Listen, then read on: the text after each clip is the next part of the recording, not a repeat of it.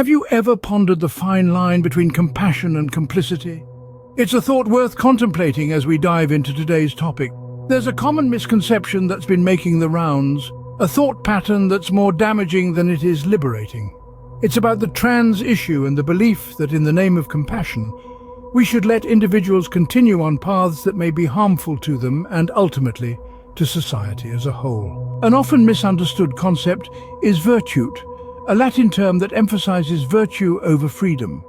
It's a principle that guided many ancient societies and continues to resonate today.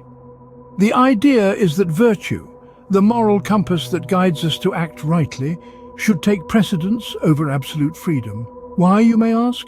Because total freedom equates to anarchy, a state of disorder due to absence or non-recognition of authority. In the context of the trans issue, this means that while we should respect individual rights and freedoms, we must also consider the broader societal implications of these choices. It's a delicate balance, one that requires deep thought and critical analysis. In the past, self-mutilation laws existed in many societies, and they were implemented to protect individuals from inflicting harm upon themselves.